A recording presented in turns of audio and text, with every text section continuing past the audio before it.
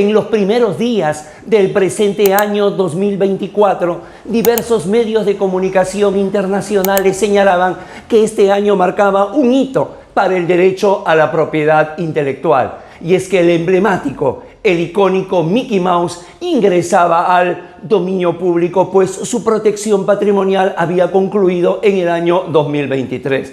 Y así, lo mismo va a ocurrir con Popeye en el año 2024, con King Kong en el año 2028, con Superman en el año 2033, con Batman en el año 2034, con Tom y Jerry en el año 2035 y con la Mujer Maravilla en el año 2036. Todo esto nos lleva a realizar la siguiente pregunta: ¿qué es el dominio público en el ámbito del derecho de autor? De ello hablaremos unos minutos. Soy Guido Aguilar Grados, docente de GACAL, y quiero darles la bienvenida a una nueva entrega de Tribuna Constitucional, Mickey Mouse y el dominio público en el derecho de autor. Sean todos bienvenidos.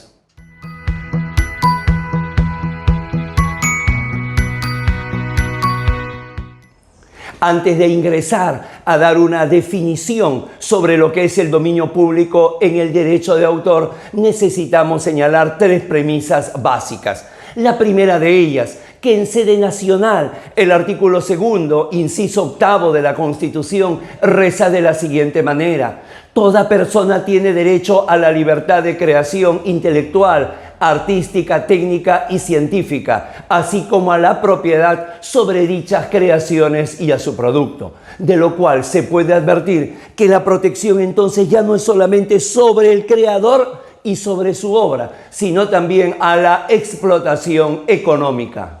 Segundo, en el derecho comparado, la protección sobre una obra, esto es, una creación intelectual, personal y susceptible de ser divulgada, se manifiesta a través del reconocimiento de dos tipos de derechos: derechos morales y derechos patrimoniales.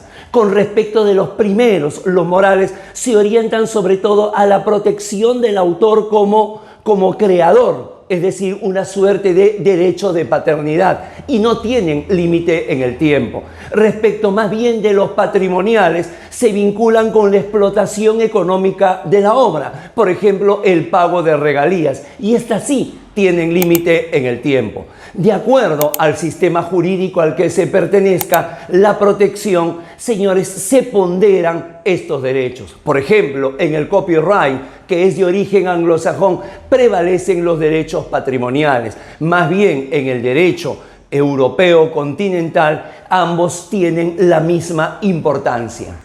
Y número 3, Mickey Mouse, emblemático personaje creado por Walt Disney y Oberweis, hizo su primera aparición en el corto Steamboat Willie de 1928. La protección legal del derecho de autor, en este caso, es de 95 años. Luego de que expira este periodo, se extinguen los derechos patrimoniales, es decir, ingresa al dominio público en el país norteamericano.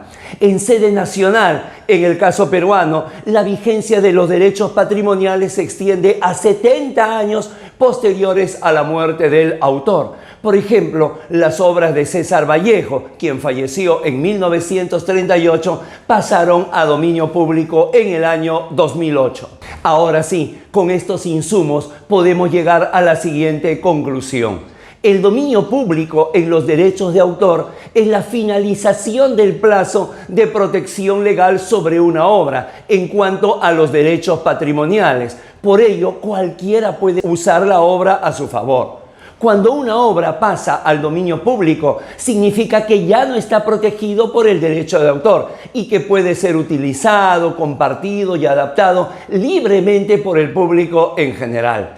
En el caso de la primera versión de Mickey Mouse, al ingresar al dominio público, cualquier persona puede crear nuevas obras basadas en el personaje.